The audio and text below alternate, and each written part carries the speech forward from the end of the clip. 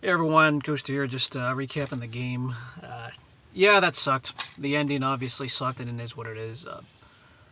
Really, I can't be too angry of how this was. Being tied going into the third period on the road is about all you can ask for.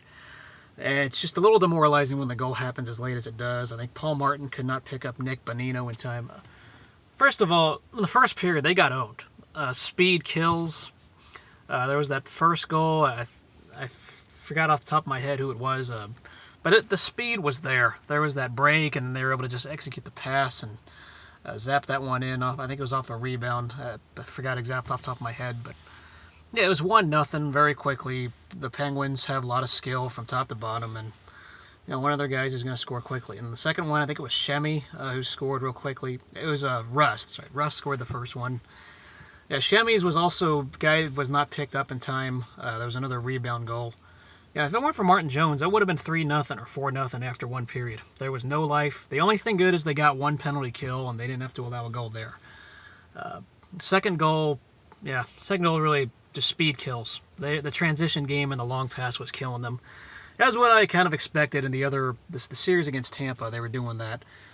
Second period, there was a lot of life. They came out strong right out of the gate, and then once they got the power play, the chances weren't there until the very end of it. Tomas Hertl buries one 5-hole. Kind of a lucky goal when you go 5-hole there, but we'll take it. That whole power play really didn't have a lot of life, but it is what it is. There were still really that momentum was on the Sharks' side that whole period. About 8 minutes to go, and they were just fighting. They were fighting for a goal, and they were finally rewarded.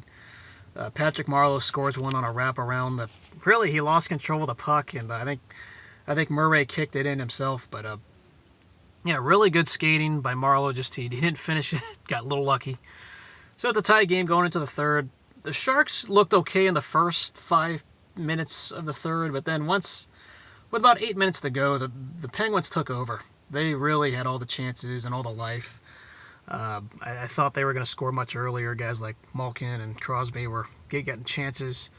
Of course, one comes in, and Nick Bonino, nobody picked him up, or maybe Paul Martin was looking at the puck more than the player. So there's the open shot. Bonino goes top shelf.